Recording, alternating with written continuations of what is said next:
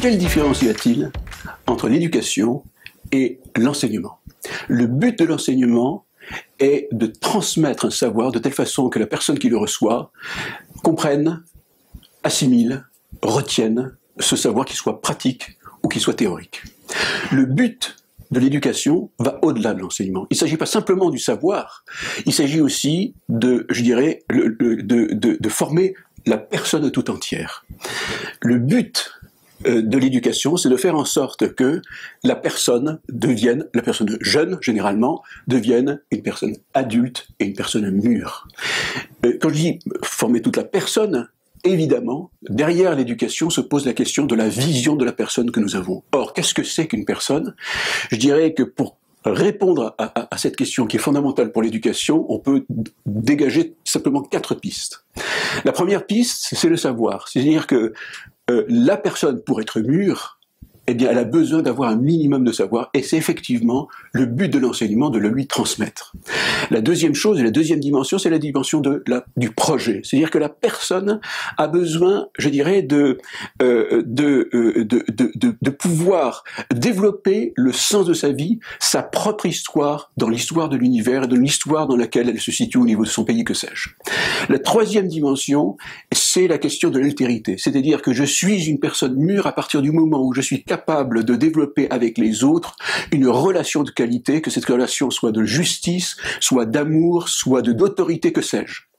Le quatrième élément, c'est la question de la technique, c'est-à-dire que la personne est mûre à partir du moment où elle est capable de travailler, de subvenir à ses besoins, de transformer le monde. Et c'est cette quatrième dimension qui est effectivement fondamentale. Alors on peut se poser la question de savoir, mais quel est le rôle de l'éducateur par rapport à ces 4 pistes? Je vous dirais simplement que j'en vois 4, effectivement. D'abord, en ce qui concerne le savoir, susciter la curiosité, qu'à partir du moment où vous sortir du scepticisme ambiant et entrer précisément dans une curiosité, dans une soif de connaître, un sens critique, une capacité de culture générale qui est absolument indispensable pour pouvoir, je dirais, comprendre et contempler le monde. Deuxièmement, il y a là aussi, en ce qui concerne le projet, la personne est capable de se mettre en projet à partir du moment où elle a suffisamment confiance en elle. Elle a suffisamment cette confiance qui lui permet précisément de s'autoriser à sortir d'elle-même pour se réaliser à travers quelque chose qui lui parle. La troisième dimension, c'est la bienveillance. La bienveillance est absolument indispensable parce qu'elle n'est pas naturelle, contrairement à ce que l'on croit. La méfiance est beaucoup plus facile.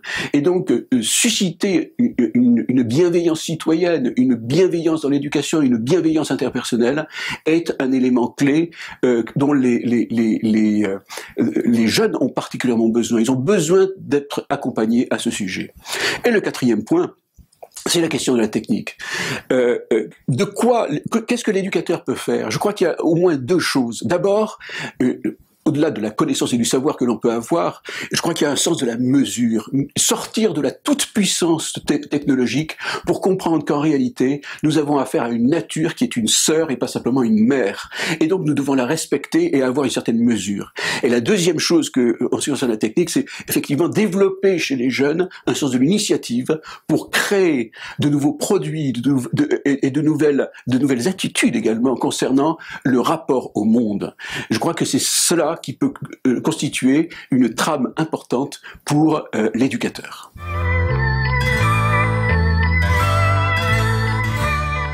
Parlons pédagogie Montessori. D'où est-ce que vient cette pédagogie dont on entend parler dans les médias? Tout simplement en fait d'une femme qui vivait au début du XXe siècle, qui était femme médecin, féministe, chercheuse aussi, qui a travaillé au début de sa carrière dans un hôpital psychiatrique et qui a travaillé avec des enfants qui étaient laissés à eux-mêmes dans une salle, qui végétaient là sans aucun objet et qui a commencé en fait à leur donner des objets pour voir comment ils pouvaient s'épanouir et se développer en fait avec ces objets. Des précurseurs du matériel à Montessori que vous pouvez trouver aujourd'hui dans certaines enseignes de jouets, etc. Puis, comme elle a obtenu des très bons résultats pédagogiques avec ses enfants, elle a été appelée par le maire d'un quartier de Rome qui avait un problème, c'est que les parents des enfants étaient au travail à l'usine et les enfants traînaient dans la rue. Et il l'a appelée et elle a fondé sa première maison des enfants. Une maison des enfants accueille des enfants de 3 à 6 ans, comme nous avons ici à Sèvres, d'où moi je viens. Nous avons ouvert une école avec 2 classes pour les enfants de 3 à 6 ans, donc 2 maison des enfants. Pourquoi ça s'appelle une maison des enfants? C'est très symptomatique du fait que tout est à portée des enfants, tout est adapté aux enfants. On parle de l'environnement préparé, c'est-à-dire c'est pas l'enfant qui s'adapte à son environnement, c'est l'environnement qui s'adapte à l'enfant. Les chaises sont à la taille, les éviers sont à la taille. Vous trouvez ça aussi de plus en plus dans le système classique. Ce qui change vraiment par rapport au système classique, c'est la posture de l'adulte. L'adulte est là pour aider l'enfant quand c'est nécessaire. Quand l'enfant demande de l'aide en fait à l'adulte, il va être là. Quand l'enfant n'a plus besoin de lui, il va s'effacer. L'enfant qui rentre dans une école Montessori, quand il va être scolarisé à 2 ou 3 ans, va d'abord apprendre son cadre. Beaucoup de personnes croient qu'une école Montessori, les enfants peuvent faire ce qu'ils veulent. Oui et non. C'est vrai parce que une fois qu'ils ont compris ce cadre qui leur est imposé quelque part par la pédagogie, ils peuvent effectivement faire le libre choix de leurs activités.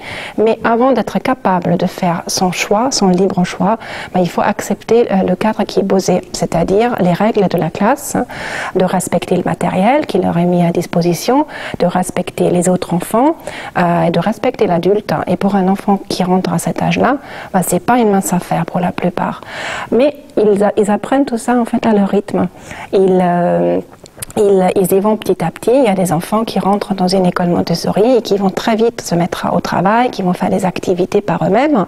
Il y en a d'autres pour qui ça va être beaucoup plus difficile et plus long. Mais ce n'est pas grave parce qu'un enfant, on ne cherche pas qu'il est tout le temps au travail avec des activités. Il peut aussi observer, il peut avoir des phases en fait où il va juste rêvasser dans la classe. Donc qu'il respecte les règles de la classe, c'est constructif pour lui. Maintenant, c'est aussi un projet familial. Je voudrais en parler un petit peu. Il y a souvent en fait les mamans qui nous contactent parce que c'est les mamans qui se sont renseignées au niveau des différentes approches pédagogiques. Mais c'est essentiel que toute la famille, donc papa et maman, soient en accord en fait avec eux-mêmes par rapport à ce projet. C'est un engagement de la famille au niveau financier. On parle d'une école très souvent en fait, qui est hors contrat au niveau logistique et au niveau pédagogique. Nous, on accueille les enfants, mais on est convaincu que c'est très important aussi de préparer les parents et d'inclure les parents dans ce projet en fait, parce que l'éducation ne finit pas comme en 1900 avec Maria Montessori où les parents s'occupaient pas beaucoup de leurs enfants. Aujourd'hui, on s'occupe beaucoup de nos enfants et donc il faut vraiment que tout le monde aille dans le même sens. Qu'est-ce que c'est éduquer dans une école Montessori? C'est vraiment équiper les enfants avec les clés pour la vie, pour qu'ils soient capables de faire leur choix, de comprendre qui ils sont et avoir de l'estime de soi pour pouvoir avancer avec beaucoup de confiance dans ce monde.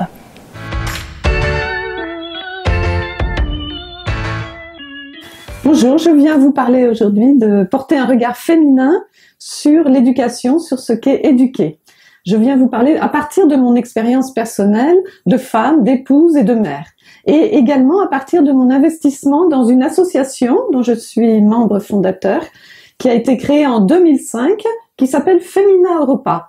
C'est une association que nous avons créée avec pour objectif de réfléchir aux enjeux de société qui nous sont parus contenus en germe dans les textes de la conférence de Pékin sur les femmes, conférence de l'ONU de 1995. Nous y avons vu l'émergence d'une notion qui est celle du gender, qui est devenue très envahissante dans notre société et qui nous a amené à réfléchir sur la complémentarité homme-femme. Nous tenons à mettre en valeur l'altérité et nous insistons sur le fait que l'identité homme-femme est liée aussi à notre condition.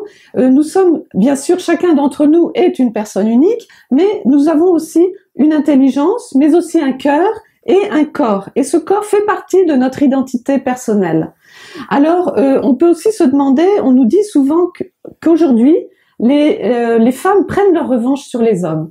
Et nous militons, nous, pour la complémentarité qui nous paraît beaucoup plus féconde que le rapport de force. Et nous ne nous reconnaissons pas dans le féminisme impulsé par Simone de Beauvoir, qui en fait revient à inverser le rapport de force homme-femme. Nous militons pour la complémentarité de l'un et de l'autre.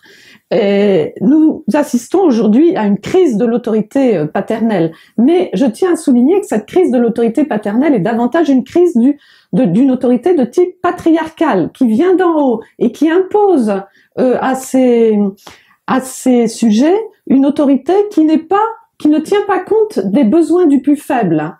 Une autorité qui est imposée sans tenir compte, sans écouter les besoins de l'autre. Et donc nous sommes très contentes que cette autorité aille à volo actuellement. Il faut cependant refonder l'autorité paternelle et réfléchir à cette autorité qui est nécessaire aux enfants, parce que sinon les enfants vont aller chercher cette autorité auprès de leurs camarades de classe, par exemple. Ce qui n'est pas une bonne chose, qui n'est pas suffisamment fondateur.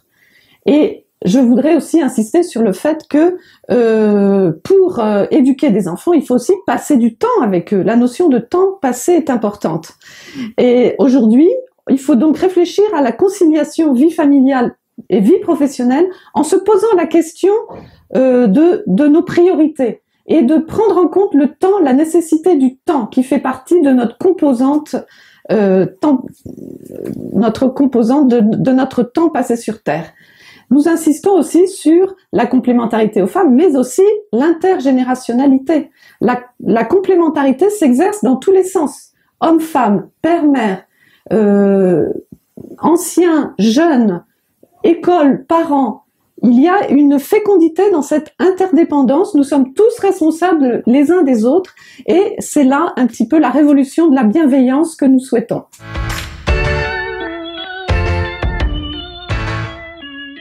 Au fond, notre école traverse une crise profonde parce que nous avons pensé que la transmission était l'ennemi de la liberté.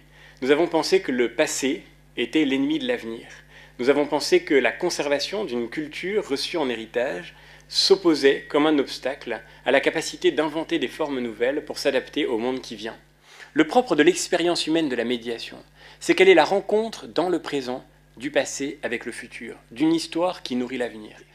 Le propre de l'autorité du savoir transmis, le propre de l'autorité des grands auteurs, c'est précisément de nous faire grandir dans notre liberté personnelle. Vous savez que le mot d'autorité vient du latin auctoritas, qui veut dire, qui vient du verbe augere, qui veut dire faire grandir, faire croître. On pourrait dire que le propre de l'autorité, c'est qu'elle m'augmente de ma propre liberté. C'est qu'elle fait grandir en moi ma propre créativité. Quand vous n'avez encore rien reçu, comment voulez-vous être créatif? Quand vous n'avez encore rien appris, comment voulez-vous être critique? Comment voulez-vous faire la distinction entre ce qui a de la consistance et ce qui n'en a aucune? La seule chose que nous pouvons constater ensemble, c'est que ceux qui ont inventé Google, Apple, Facebook et Twitter n'avaient pas fait de code informatique à l'école. Ils avaient fait des mathématiques. Et ils avaient eu probablement de bons cours de mathématiques. Ils avaient appris donc une connaissance qui revient à Euclide, qui remonte à Pythagore, qui nous ramène précisément très loin dans l'histoire, et qui a été pour eux la condition de l'innovation, la condition de la créativité, pour le dire autrement, la condition du futur.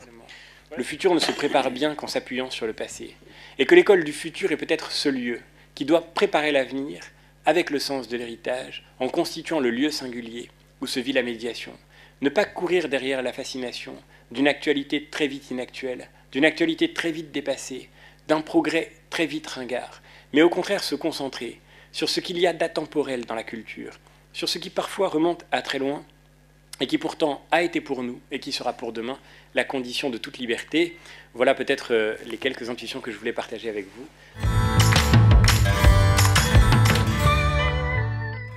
Bonjour, je m'appelle Vincent Gall, et si je suis là aujourd'hui, c'est pour vous parler de ma définition de l'autorité bienveillante. Le seul moyen pour moi de décrire une autorité bienveillante est de vous parler d'un passage de ma vie assez récent. Suite à des difficultés pour m'intégrer tant dans mes relations qu'au niveau scolaire, le bac a été vécu comme une grosse difficulté pour moi. Enfin surtout la pression aux résultats qui en découlait.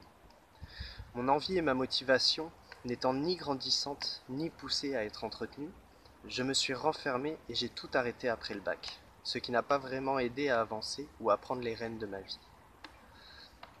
Suite à 2 années sans rien faire de concret, La vie de ma mère chez qui je vivais, ainsi que la mienne, devait absolument changer. Elle a donc décidé pour moi, car il faut l'avouer, je n'étais pas du tout motivé, de m'envoyer passer 1 à 2 semaines chez des amis à elle, que l'on peut décrire comme très actifs, ceci afin de reprendre les démarches quant à mon avenir. Ces personnes m'ont aidé à reprendre des démarches que j'avais laissées de côté, ou qui me démotivaient sans même que j'y prête attention. C'est alors que ma mère a discuté avec eux de l'entretien que j'avais eu avec l'association de l'Arche de Jean Vanier, et qui lui semblait correspondre à mes projets professionnels et aux valeurs qui m'intéressaient. Lors de cet entretien, il m'a été proposé de passer une semaine de découverte dans cette association, dans le but de peut-être y passer 1 année ou plus en contrat de service civique. À l'époque, je n'étais pas pressé. Mais les amis de maman m'ont permis de me rendre compte par la discussion de ce que moi je souhaitais, de l'autonomie que je voulais acquérir au début de ma vie d'adulte. Ils m'ont mis un bon coup de pied aux fesses pour que j'aille faire cette semaine découverte tout en me rappelant que c'est pour moi et pour mon avenir que je le fais, pas pour les autres. Ça n'a pas loupé, ça va bientôt faire 1 an que je suis sous contrat et j'essaye actuellement de renouveler ma candidature car j'ai trouvé quelque chose qui me fait avancer et qui me plaît. Le fait d'avoir été vraiment considéré, de ne pas avoir été sur le banc de touche mais plutôt poussé sur le terrain par des gens que je ne connaissais pas, m'a vraiment aidé. Ces gens qui étaient extérieurs à tout mon passé m'ont permis de me remettre en question et d'arrêter de laisser passer des opportunités qui se présentaient à moi. C'est ce que je définis comme une autorité bienveillante.